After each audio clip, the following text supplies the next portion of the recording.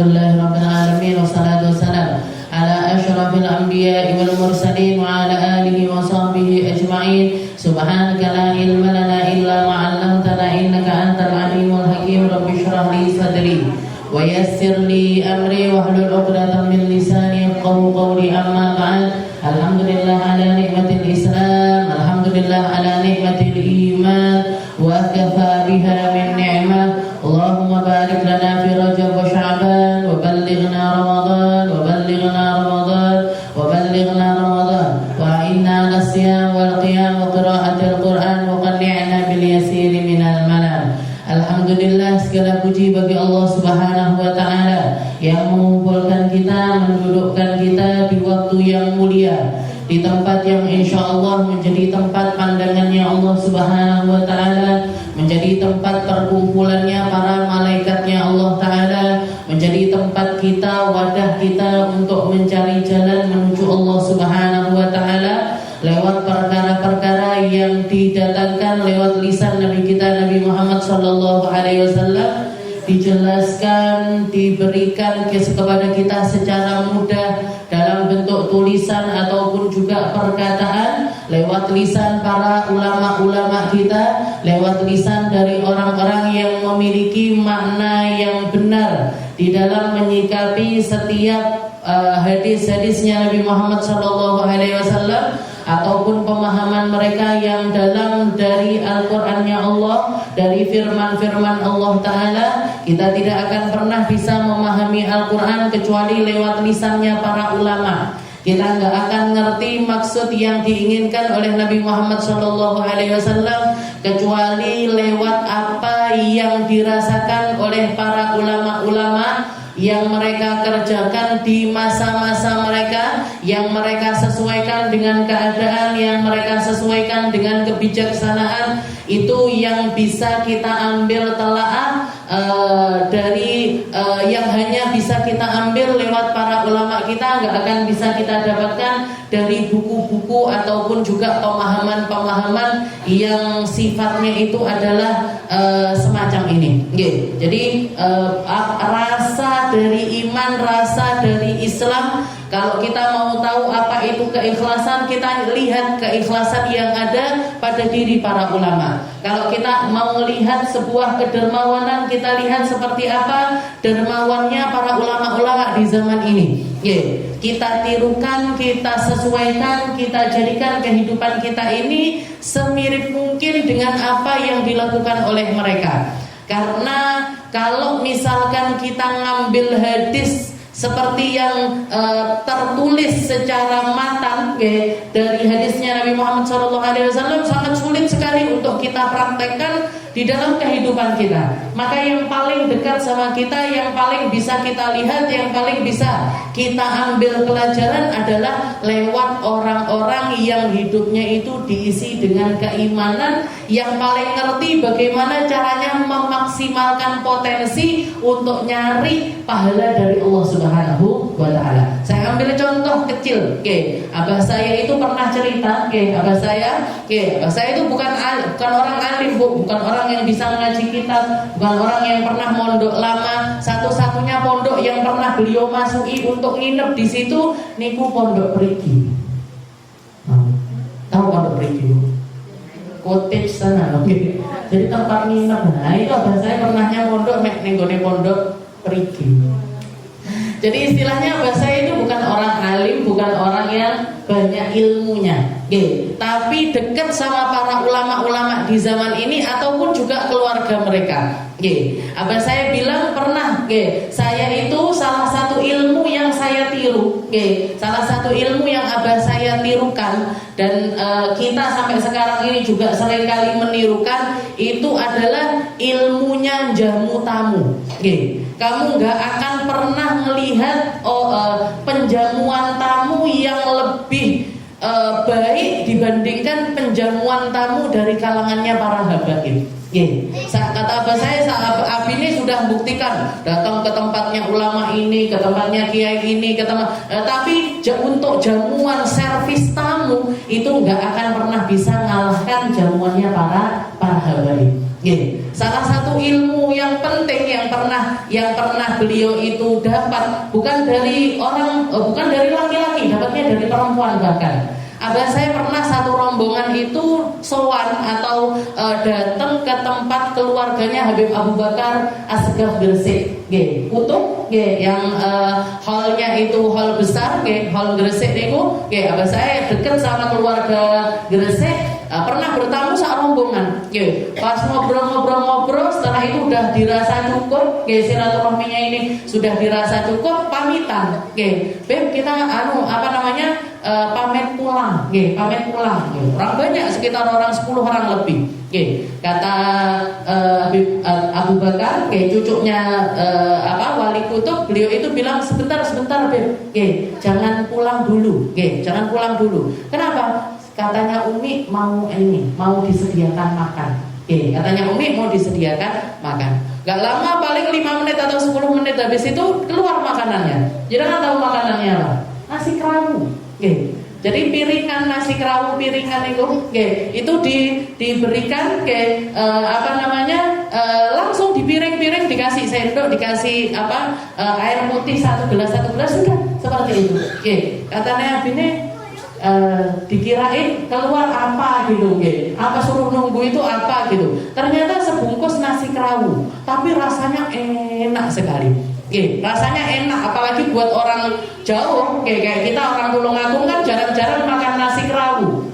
Pas dapat di Gresik rasanya yang enak. Karena beberapa kali kita datang ke warung nasi kerawu itu rasanya nggak enak. Ini rasanya itu enak. Dari situ abah saya ngambil pelajaran. Keluarganya Habib Bakar ini kan nggak tahu, nggak ada informasi kalau bakalan kedatangan tamu sampai sekian orang ini, 10 orang lebih. Dan orang ketika kalau misalkan ada persiapan, kita mau datang, kan tuan rumah kan bisa siap-siap, mungkin bisa masak, mungkin bisa bikin apa. Nah ini karena datangnya mendadak dan datangnya itu durasinya nggak lama, bukan durasi yang panjang dari siang sampai maghrib, boten, cuma sebentar aja, paling setengah jam 1 jam. Maka gimana caranya tetap bisa servis tamu, tetap bisa ikramud dhaif, seperti yang dikatakan sama Nabi Muhammad SAW, "Man kana yu'minu billahi wal yawmil akhir falyukrim dhaifah." Katanya Nabi, barang siapa yang orang iman sama Allah Ta'ala dan juga hari akhirat, maka kalau kedatangan tamu hendaknya dihormati. Ada tamu datang itu Bu, itu ketika pulang itu dosa-dosa kita dibawa. Dosane awake dhewe digowo, dosane apa yang dikerjakan di rumah itu dibawa keluar. Orang kalau diambil aib-aibnya, diambil keburukannya, jenengan kudune seneng apa ndak seneng? Kudune kan seneng. Tapi nggak banyak orang seneng ketika kedatangan tamu. Nggak banyak orang merasa hatinya itu legowo ketika kedatangan tamu. Maka dikatakan karena waktunya ini pendek, diberikanlah sebungkus nasi yang sekiranya itu bisa mengenyangkan perut. Jadi istilahnya pulang wis nggak perlu mampir warung lagi, dan rasanya enak. Rasanya ini enak. Jadi yang penting itu. Kita itu kalau jamu tamu nggak penting kudu daging, kudu iki, enggak Bu. Yang penting enak. Yang penting bukan mahalnya. Mahal kalau nggak masuk, nggak jadi banyak pahalanya, nggak jadi besar pahalanya. Kayak saya pernah, istilahnya saya ini kan sekeluarga nggak doyan ikan, nggak doyan lobster, nggak doyan makanan-makanan laut seperti itu. Ada orang pengen ngasih kita yang istilahnya, kita diajak pergi, habis itu keluar semua lobster. Ya memang nyesel. Kadung lalu belum sarapan, ini keluar maunya yang bawa ini maunya pengennya nyenang-nyenangkan kita, tapi ternyata karena nggak masuk, akhirnya nggak dimakan, nggak kemakan akhirnya. Istilah seperti itu. Jadi istilahnya kita kalau mau ngasih orang, kalau mau memberikan sesuatu ke orang, itu yang paling penting itu adalah enak, nggak perlu mahal. Jenengan orang Karangrejo, jenengan orang Tulungagung, tahu mana warung iki lho, soto iki ning kene enak, rawon iki ning kene enak, sego pecel ning kene enak, apa namanya lodeh-lodeh di sini yang enak. Kalau jenengan kedatangan tamu, ambil yang simpel-simpel kayak gitu. Oh sing kuwi, tapi sing enak, yang itu, tapi yang enak. Jadi untuk kita itu memberikan sesuatu kepada, itu dipraktekkan sama abah saya sampai sekarang. Sekarang nggak bisa anak-anaknya. Pernah kita di rumah itu kedatangan Abi Ihya Pujon. Abi Ihya Pujon itu datang namu di rumah jam 6 pagi, Bu, jangan beda.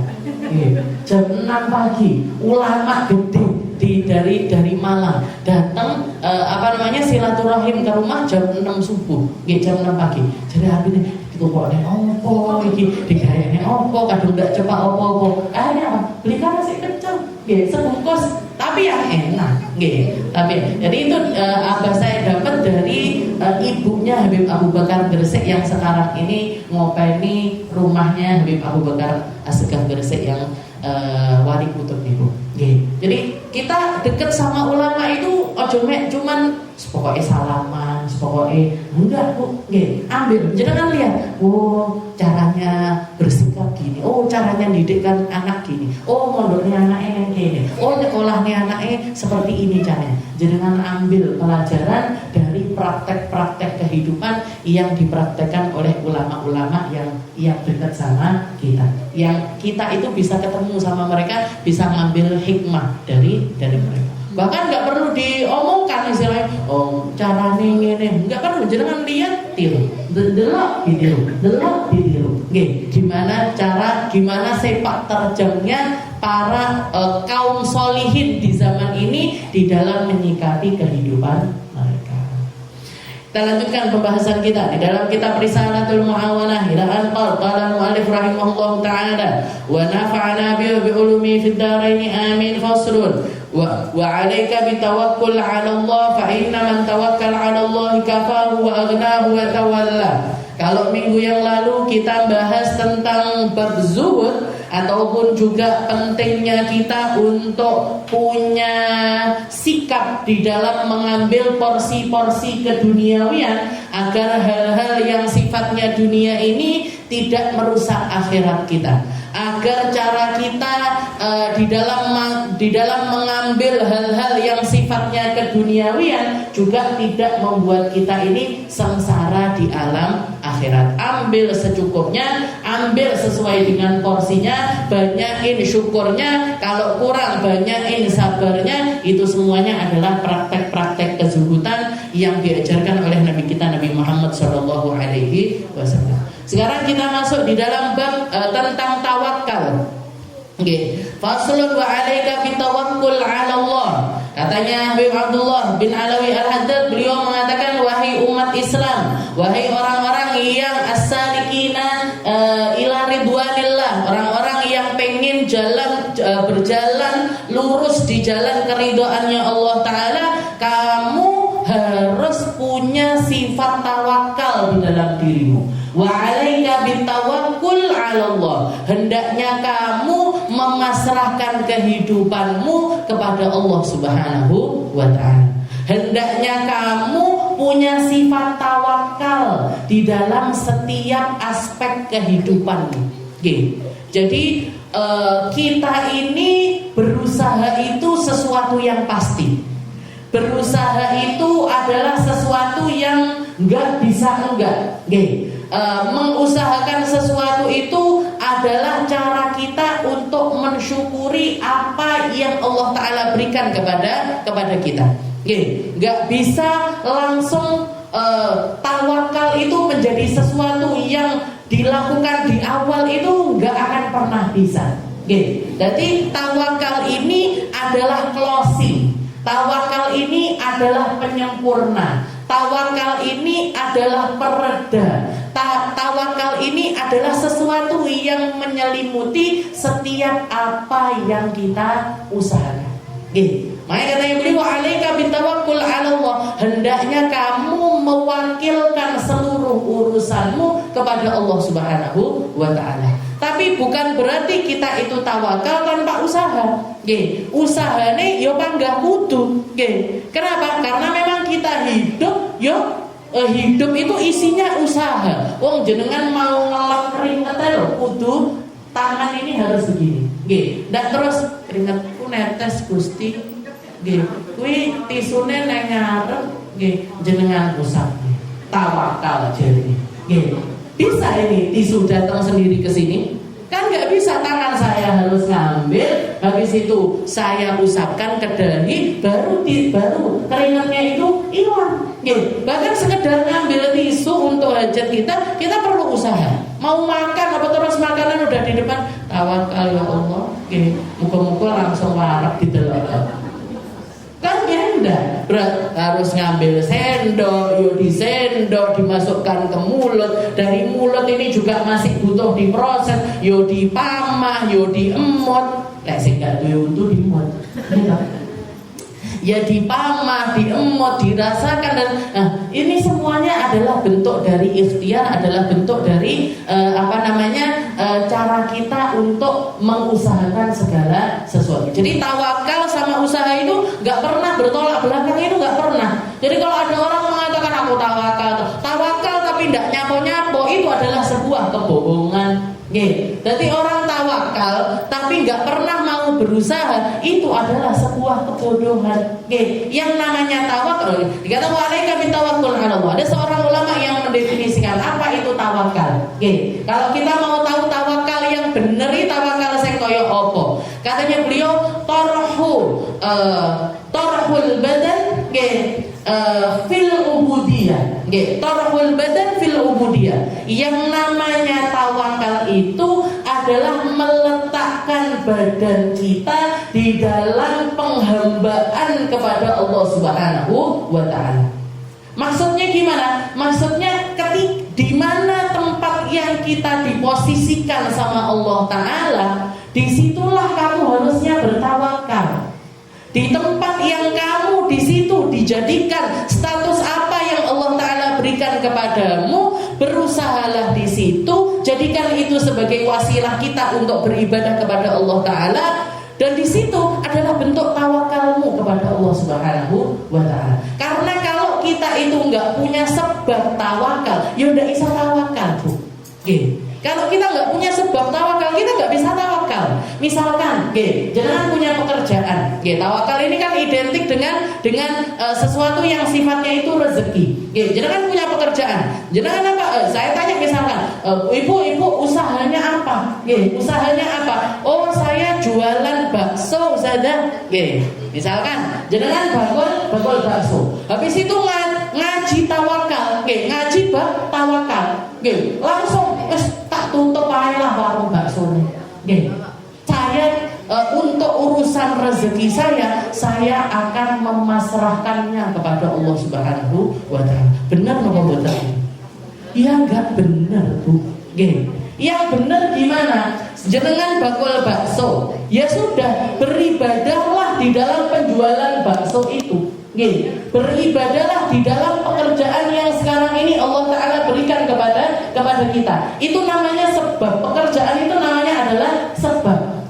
Saya penjual bakso, saya bakul kudung, saya bakul pecel, saya bakul buah, saya bakul, nah itu semuanya adalah sebab. Orang yang bertawakal adalah orang yang pertama kali harus dilakukan adalah tarhul badan fil ubudiyah, meletakkan badan yang Allah Ta'ala berikan ini di dalam sebab peribadatan kepada Allah Ta'ala. Ya Allah, ini usaha saya serius di dalamnya, jadikan keberkahan di setiap usaha saya. Jadi badannya ditaruh dulu. Lek wong glundung tok nang kasur. Kalau laki-laki udah tok neng jero omah, terus ditanya, sampean ndak kerja? Tawakalailah, Bu. Tawakalailah, Mak. Tawakalailah, Nak. Niku jenengan ngambil sandal tapuk air. Kalau itu anaknya jenengan ambil sandal, kenapa? Karena itu menyalahi aturan tawakal. Itu menyalahi aturan tawakal. Jadi tawakal, saya seorang guru, ya sudah, saya jadikan profesi guru saya ini, badan saya letakkan di di dalam perkara tersebut sebagai bentuk sebab saya untuk bisa bertawakal. Sebagai bentuk sebab saya untuk bisa bertawakal. Karena orang yang nggak melakukan apa-apa nggak berhak untuk bertawakal. Nggak berhak untuk bertawakal. Jadi kudunya usaha dhisik. Harus jadi tarhul badan fil ubudiyah wa ta'alluqul qalb bir rububiyah. Setelah itu hatinya di dalam usaha tersebut dikaitkan kepada Allah Ta'ala, dicantolne bu ke Allah Ta'ala. Ya Allah, saya buka toko saya, tak resiki tokoku, tak toto daganganku. Kalau makanan tak icipi rasanya enak, rasanya enak. Sambil berdoa, sambil berdoa, jenengan datangkan orang-orang untuk ngelarisi dagangan saya ya Allah. Semua bentuk usaha, ngiklan wes, ngasih tahu orang sudah, woro-woro sudah, semuanya usaha dari ikhtiar itu sudah saya lakukan semuanya ya Allah. Jenengan datangkan orang-orang untuk mengarusi dagangan saya. Setelah itu apa? Setelah itu terserah ya Allah rezeki saya seberapa.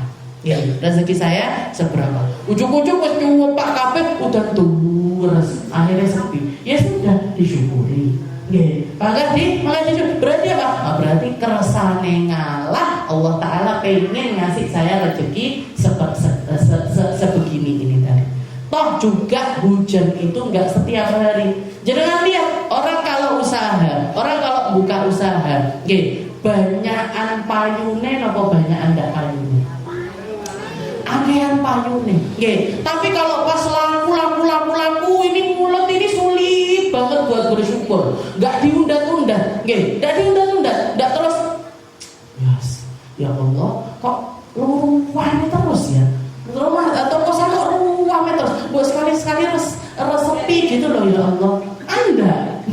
Tapi pas sepi sekali, sepi 2 kali, sepi cuman beberapa minggu, cuman beberapa bulan, tapi ngerusulane wis ketemu wong sapa yo piye pasarmu, piye. Jadi yang namanya tawakal itu tarhul badan fil ubudiyah. Badan ini diletakkan di dalam peribadahan. Jadi pekerjaan kita itu kita jadikan bentuk kita di dalam beribadah kepada Allah Ta'ala. Setelah itu apa? Setelah itu ta'alluqul qalb bir rububiyah. Setelah itu hati kita kaitkan sama Allah, dicantolne kepada Allah Subhanahu wa Ta'ala. Dan terakhir waktu maknina alal kifayah. Setelah itu hati kita tenang atas setiap kecukupan yang Allah Ta'ala berikan di dalam apa yang kita dapatkan. Nah ini namanya tawakal. Jadi bukan terus aku harus belajar tawakal langsung metu kok pekerjaannya, langsung resign dari pekerjaan. Kecuali kalau misalkan pekerjaannya ini memang pekerjaan yang haram. Kalau memang ada yang salah di dalam pekerjaan kita, ya kita lepas, kita keluar dari usaha tersebut. Tapi kalau enggak, apa yang jenengan ini ditempatkan sama Allah Ta'ala di mana? Kalau memang kerja ya di situ tempat kita tawakal. Kalau kita di rumah ya di situ tempat kita tawakal. Oh di rumah emang bisa tawakal? Bisa. Makanya orang-orang solihah zaman dulu itu, orang-orang solihah zaman dulu itu kalau suaminya pergi berangkat kerja, dipeseni bojone, salaman habis itu dipeseni, Pak, Pak, misalkan, opo celukane bojone dipanggil. Setelah itu ngomong apa? Pak, ya, kita ini, saya sama anak-anakmu ini, kita sekeluarga ini kuat kalau sekedar nahan lapar. Kalau sekedar nahan lapar kita itu kuat. Tapi kalau untuk sabar atau istilahnya nahan panasnya api neraka, kita nggak pernah kuat. Jenengan keluar nyari duit, berusaha, golek penggawaian, nyari usaha untuk rezeki, mengusahakan rezeki keluarga kita. Jangan sampai masukkan sesuatu yang buruk ke dalam rumah ini. Lek nek luwe sedina rong dina kuat, bisa kita nahan. Tapi kalau panasnya api neraka kita nggak pernah tahan. Kan beda sekali sama perempuan-perempuan zaman sekarang. Kan beda sekali sama istri-istri zaman sekarang. Ya, berasi entek. Mbuh piye carane kudune? Ya, lengone entek. Mbuh piye carane kudu tuku. Oke. Ini SPP-nya anak piye carane pokoknya kudu kebayar. Pokoknya terserah mau ngambil dari yang halal, mau ngambil dari yang haram, saya enggak peduli. Nah, ini kan orang-orang zaman sekarang. Oke. Karena itu yang memicu setiap keburukan itu hal-hal semacam itu. Oke. Yang berpotensi menjadikan satu kesalahan ke kesalahan yang lain, mendatangkan kesalahan yang lainnya itu dari ada tawakul, dari enggak adanya rasa tawakal di dalam diri hamba tersebut. Makanya katanya Habib Abdullah, wa alaika bitawakkul 'ala Allah, hendaknya kamu bertawakal kepada Allah. Fa inna man tawakkala 'ala Allah kafahu wa aghnahu wa tawalla. Oke, karena orang-orang yang bertawakal kepada Allah Ta'ala bakalan dicukupi, diturahi, ya bukan cuma dicukupi, diaghnahu, dikayakan sama Allah Ta'ala, wa tawallahu, dan dilindungi sama Allah Ta'ala, terutama orang-orang soleh. Orang-orang soleh, makanya dikatakan Allahu yatawallas salihin. Allah Ta'ala itu istilahnya ngopeni secara khusus orang-orang yang soleh. Orang-orang soleh enak rezekinya. Ada aja rezekinya, ada aja jalan keluarnya, ada aja caranya Allah Ta'ala di dalam menyelesaikan permasalahan yang terjadi pada diri hamba tersebut. Mungkin kadang-kadang buntu, tapi ketika kita terus-terusan di dalam ketakwaan kita kepada Allah, dikeluarin, sama Allah Ta'ala dikasih tahu jalan keluarnya, dicepakne sesuatu yang lebih baik dibandingkan apa yang diprasangkakan sebelumnya. Wa may yatawakkal 'ala Allahi fa huwa hasbuh. Dalam Al-Qur'an dikatakan barang siapa yang bertawakal kepada Allah, maka Allah lah yang akan mencukupkan hamba tersebut. Wa tawakkal min thamarati sidqit tauhid wa thabati bil qalb wastilaihi alaih. Dan yang namanya tawakal itu, adalah buah dari benarnya ketauhidan yang ada pada diri kita. Jadi istilahnya hasil atau sesuatu yang keluar dari keimanan yang benar di dalam diri kita, itu yang meninggal, itu yang menimbulkan datangnya tawakal. Orang yang nggak beriman sama Allah Ta'ala nggak akan bisa bertawakal. Arep pasrah karo sapa? Karena yang namanya tawakal itu kan mewakilkan. Ya Allah, saya wakilkan urusan saya kepadamu. Saya wakilkan usaha saya kepadamu. Saya wakilkan apa yang saya inginkan ini kepadamu. Kalau jenengan kerso, jenengan selesaikan. Kalau jenengan nggak pengen, istilahnya sesuai dengan permintaan saya, maka saya yakin keputusanmu justru lebih baik dibandingkan keinginan saya. Ini yang namanya orang yang bertawakal. Jadi dia mewakilkan urusannya sama Allah. Mewakilkan rumah tangganya sama Allah, mewakilkan keinginannya sama Allah, mewakilkan istilahnya masa depan anak-anaknya kepada Allah Ta'ala, mewakilkan ke masa depan dirinya bahkan kepada Allah Ta'ala. Ya Allah, sesok apa yang akan terjadi besok terserah jenengan. Ya Allah, saya pengen melakukan ini di dalam bikin perencanaan hidup itu boleh, bikin keinginan di dalam noto segala sesuatu di dalam kehidupan kita itu boleh. Tapi harus diselimuti dengan tawakal. Biar apa? Biar kalau misalkan terjadi sesuai dengan keinginan kita akan merasa ini semuanya adalah anugerah yang besar dari Allah Ta'ala. Anugerah yang sangat-sangat indah dari Allah Subhanahu. Jadi yang besar di situ bukan membesarkan diri kita, tapi membesarkan ketauhidan kita kepada Allah Ta'ala. Jangan punya hajat besar, kayak misalkan Al-Wasilah kemarin bikin maulid. Bikin maulutan di sini acara besar kan Ibu? Besar apa kecil? Yo, besar kecil lah. Lek didelok sing luwih cilik enek. Kalau dilihat yang lebih besar ada. Kalau dilihat yang lebih besar ada, kayak saya bikin acara Musadah 5 sing teko 11.000. Kalau jenengan di sini diisi wong 11.000, mumet. Ini awasilah bikin acara yang datang 10.000, 11.000, mumet jenengan. Jadi kalau dilihat lebih besar ada yang lebih besar, tapi kalau dilihat lebih kecil ada yang lebih kecil. Tapi itu saya istilahnya kalau jenengan ditonton, panggungnya di sini, makanannya ini, tempat duduknya begini, dress code-nya gini, cantolannya ngene, barangkali jenengan tonton ibu. Itu kalau ditutup dengan tawakal. Setelah semua usaha kita lakukan, setelah itu ditutup dengan tawakal, ketika itu sesuai dengan keinginan kita, lancar kabeh, tamune teko kabeh, mak-emane cukup, seneng kabeh, bahkan terjadi hal-hal yang di luar prediksinya kita, yang semuanya itu adalah sesuatu yang indah, sesuatu adalah perkara-perkara yang indah. Maka ketika itu besar, yang bertambah besar bukan diri kita. Kalau orang bertawakal dia nggak akan mengatakan iki acara duduk aku sehingga tadi ini acara kalau bukan saya sudah yang noto panggung saya, yang noto hadroh saya, yang noto panganan saya.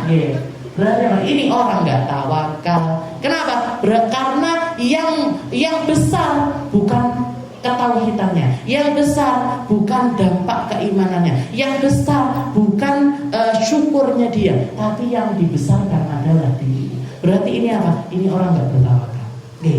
Makanya tawakal ini samrah min samarati sidqit tauhid wa tsabatihi, adalah buah dari benarnya ketauhidan di dalam diri seseorang dan teguhnya hatinya dia di dalam kepasrahannya kepada Allah Subhanahu wa taala. Enek kurang-kurangnya, misalkan ternyata wis ditoto sembarang-sembarang udah terus. Ndak enek sing teko tamune, makanannya turah kabeh, separuh lebih makanannya itu istilahnya enggak kemakan misalkan. Nah, ini kan berarti gelo apa betul kita bikin acara seperti itu? Kan gelo. Saya pernah bikin acara maulid, ngundang orang 300 wali santrinya TPQ. Jangan tahu, kotak nasinya semuanya basi. Kotak nasinya semuanya basi. Semuanya basi. Ketika saya dilapori seperti itu, saya cuma bilang, ya berarti Allah Taala menginginkan sesuatu yang semacam ini. Kita sudah mengusahakan semuanya, tapi ini berarti takdirnya Allah Taala. Gelo apa buatan gelo? Setelah dari situ saya belajar, dari situ saya ngelihat ini yang kurang dari agenda maulid saya ini apa? Dari agenda maulid saya ini apa? Dan untuk menghibur diri saya pakai kalomnya Habib Abdullah bin Alawi Al-Haddad. Katanya Habib Abdullah bin Alawi Al-Haddad ini beliau itu kalau lagi majelis ujuk-ujuk mati lampu, Bu. Tahu-tahu mati lampu. Beliau mengatakan alamatul qabul. Jadi kurangnya sesuatu di dalam acara yang beliau gelar itu masyhadnya beliau, cara pandangnya beliau, ini adalah alamat acara tersebut diterima sama Allah Taala. Saya untuk menghibur diri ngambil kata-katanya Habib Abdullah bin Alawi Al-Haddad. Tapi habis itu saya koreksi. Ini dari rentetan acara ini yang saya skip ini apa? Yang saya nggak ambil ini apa? Yang saya nggak lakukan ini apa? Ternyata apa yang kurang saya lakukan? Saya nggak bahala. Saya nggak doa doa yang biasanya kalau saya bikin acara besar itu saya mesti meluangkan satu hari atau satu waktu buat doa bareng-bareng, minta biar acara ini khusus, minta agar acara ini dilancarkan sama Allah. Kalau orang Banjar ngomongnya bahalaran, baca Yasin sama salawat nariyah 11 kali. Habis itu makan-makan istilahnya. Nah itu saya nggak tahun itu saya nggak bahalaran. Ketika ditanya tukang yang bikin nasinya, katanya mereka kita bikin semuanya baru. Tapi nggak tahu kenapa. Jadi dibuka kotaknya itu langsung basi, jadi langsung bau, nggak bisa dimakan. 300 kotak lebih itu yang kebuang waktu itu. Jadi istilahnya seperti itu. Jadi ketika orang bertawakal, ketika acaranya itu sesuai dengan keinginannya, dan biasanya kalau orang benar-benar tawakal itu bahkan dilebihkan.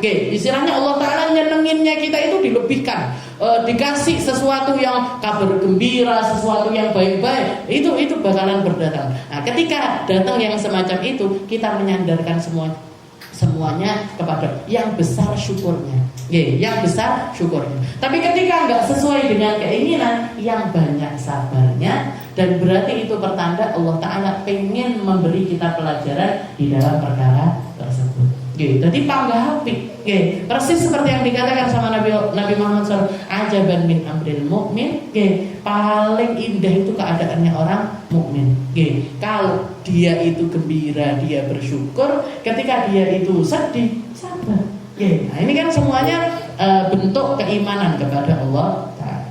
Qala Allah Ta'ala, Allah Subhanahu wa Ta'ala mengatakan Rabbul Masyriqi wal Maghribi la ilaha illahu fattakhidhu wakila. Katanya Allah Ta'ala, Allah pemilik timur serta barat, la ilaha illahu, tidak ada Tuhan selainnya, fattakhidhu wakila, jadikanlah Allah wakil dari segala urusan. Jadikanlah Allah wakil dari segala urusan.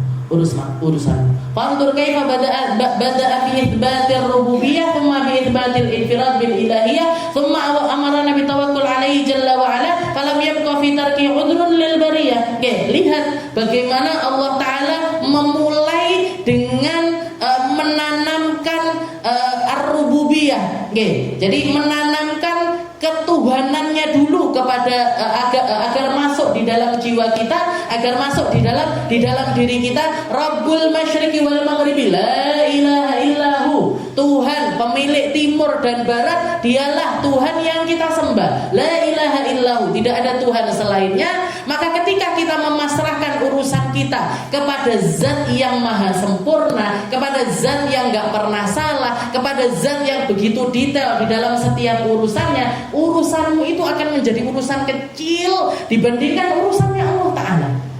Dan ketika kamu memasrahkan urusan kecil-kecilmu kepada Allah, maka kamu akan mendapatkan keimanan yang benar di dalam setiap kehidupan. Fattakhidhu wakila. Ketimbang kamu memasrahkannya kepada dirimu, pasrah nang ngene Gusti Allah. Daripada kamu menyalah-nyalahkan dirimu, di dalam urusanmu, jadikan Allah Ta'ala sebagai wakilmu, maka urusanmu semuanya bakalan diberesin sama Allah Ta'ala. Urusan pendidikan anakmu bakalan diberesin, rezekimu bakalan. Tapi kalau orang yang dilihat usahanya, ini karena kecerdasan saya, ini karena kepintaran saya, ini karena kegigihan saya dan lain sebagainya, bakalan hancur orang semacam ini. Orang semacam ini yang merah. Karena gini, setiap orang itu punya Fir'aun di dalam dirinya. Semua orang ini di dalam dirinya itu ada tabiat buruk, itu ada. Racun kefir'aunan itu selalu ada. Ada yang besar, ada yang kecil, kita nggak merasa. Yang besar ini semacam apa? Ya, congkaknya, angkuhnya, ataupun juga hal-hal yang buruk yang terjadi sama orang-orang besar. Jadi orang punya jabatan, berarti Fir'aunnya dia ya di jabatannya dia. Orang punya harta, Fir'aunnya dia di mana? Di hartanya. Orang punya kekuasaan, Fir'aunnya dia di kekuasaannya. Jadi Fir'aun ini merasa segala sesuatu itu nggak akan baik-baik saja kecuali lewat dia. Kan ngaku Tuhan dia. Kan Fir'aun ini kan ngaku Tuhan. Jadi pongah, angkuh dan juga sombong dengan apa yang dia miliki, itu adalah sifat kefir'aunan yang ada pada diri setiap orang. Gede biasanya ketok. Kalau besar biasanya kelihatan. Tapi kadang-kadang ada yang modelnya kecil-kecil. Modelnya kecil-kecil. Kita bahkan kadang-kadang nggak merasa kalau itu adalah sesuatu yang buruk yang ada di dalam diri kita, atau yang kita kenal dengan asyirkul khafi, riya. Jadi menganggap sesuatu itu karena dirinya, menganggap sesuatu itu dari dirinya. Jadi pendidikan anaknya bocah-bocah ini orang aku sing noto. Jadi nggak ada tawakalnya di dalam mendidik anak-anaknya atau di dalam kehidupannya. Nah, setiap orang itu punya hal yang semacam itu. Nah, tawakal adalah salah satu sifat yang memangkas sifat kefir'aunan itu tadi. Nggih, dadi jenengan masak wis dipasarne karo Gusti Allah. Jadi masak pengen bikin rawon nih, masak rawon nggih. Nanti masalah diterima atau enggak, tiba bareng jenengan gawe rawon, bojone masak Indomie. Sering ngomong ngoten. Terus kadung dimasakne kesel-kesel, bojone malah gawe Indomie. Kan enggak pakai emosi Bu kalau kayak gitu. Kalau punya tawakal, ya berarti ya rawone pancen duduk rezeki sing mlebu ning gone wetenge tujuhku nggih. Wis dingetahe nggih sesuk misalkan kayak gitu. Kalau memang masih sehari. Kalau sudah 2 hari Pak enggak dimakan, 3 hari Pak enggak terus ngomel-ngomel terus panganannya, "Wes, gila aku masakne wisan." Enggak kayak gitu orang yang bertawakal. Jadi bahkan sesuatu yang sekecil itu pun bakalan selesai kalau kita punya hakikatut tawakkul. Wa qad amara Allah ibadahu bitawakkul alaihi wa raqabahum fi. Nggih, biqaulihi, dan betapa banyak ayat-ayat Al-Qur'an yang memerintahkan kita untuk bertawakal. Wa 'alallahi falyatawakkalul mu'minun. Katanya Allah Taala, orang-orang beriman tawakal kamu sama Allah. Allah Taala juga mengatakan fatawakkal 'alallah innallaha yuhibbul mutawakkilin. Bertawakallah kalian karena sifat tawakal atau orang-orang yang tawakal mereka adalah orang-orang yang dicinta sama Allah Taala. Nggih, wa qala Rasulullah sallallahu alaihi wasallam la tawakkaltum 'ala Allahi haqqa tawakkuli la razaqakum kama yarzuqut tayr taghdu khimasan wa taruhi bitanan. Nabi Muhammad sallallahu alaihi wasallam juga mengatakan kalau misalkan manusia itu bertawakal sama Allah Taala dengan tawakal yang benar, ya dengan tawakal yang benar, maka Allah Taala akan memberi dia rezeki semacam Allah Taala memberikan rezeki kepada para burung. Burung di enek ceritane burung buka usaha itu tidak ada Bu. Nggih. Burung kerja kalau burung yang lainnya juga nggak ada. Nggih. Burung jadi karyawan burung yang lainnya juga nggak ada. Nggih. Katanya kalau orang tawakal sama Allah Taala dengan sebenar-benarnya tawakal, Allah Taala akan memberikan dia rezeki seperti Allah memberikan rezeki kepada burung. Taghdu khimasan wa taruhu bitanan. Dia keluar dari rumahnya dalam keadaan perutnya kosong, mulai keisi semuanya. Nggih, keisi semuanya. Bahkan masih bawa rezeki untuk ditulangnya gone anak-anaknya. Nggih. Jadi kalau orang benar-benar di dalam tawakalnya, maka rezeki itu enggak akan mungkin luput dari dirinya. Yang sering kali menghancurkan rezeki seseorang itu justru malah ketamakannya sendiri. Nggih, ada mutawakkuli, nggih, karena dia adalah orang yang enggak bertawakal, nggih, enggak memasrahkan urusannya sama Allah, maka seringkali di dalam usahanya ini keselip, nggih, itu tadi sifat-sifat fir'auniyah, nggih, enggak terima, nggih, yang bikin orang yang punya usaha ini saingan sampai melakukan hal-hal yang buruk, itu enggak mesti karena enggak tawakal. Okay. Orang pejabat-pejabat yang ngambil porsi korupsi dan lain sebagainya itu mesti tidak tawakal. Okay. Kenapa? Karena dia merasa kalau dia nggak mencuri dia nggak dapat. Okay. Kalau dia nggak korupsi nggak keisi rekeningnya. Kalau dia nggak korupsi omae nggak iso bayar listrik begini begitu. Nah, karena dia nggak punya tawakal, itu yang membuat dia keluar dari jalurnya Allah Taala. Nggih, jenengan tahu krungu apa ndak? Burung, nggih, rebutan rezeki itu tahu krungu apa ndak? Pitik tukaran, nggih, ayam tengkar, nggih, gara-gara porsi jatah bijinya itu diambil sama yang lainnya. Kalaupun ada ayam tengkar itu mesti goro-goro didu, nggih. Bukan gara-gara rebutan rezeki itu nggak ada. Nggih, burung, kambing, sapi, nggih, nyamuk, nyamuk ndak tahu tukaran. Nggih, jatahku ibu iki tak cokoti, tak gigiti. Yang kamu cari ibu yang lain, cari ibu. Nggak ada. Nggih. Lah kok manusia, nggih, manusia ini punya akal. Hewan ini nggak punya akal. Lah kok sikut-sikutan. Nggih, jenengan dodol bakso sebelah nek wong dodol bakso. Kok dodol bakso nek kene? Ya.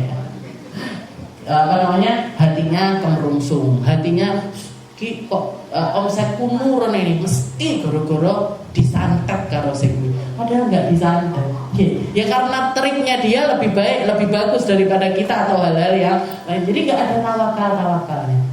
Jadi kalau orang tawakal lurus Bu, lurus. Jadi dia berusaha semaksimal mungkin, setelah itu memasrahkan urusannya kepada Allah Subhanahu wa taala.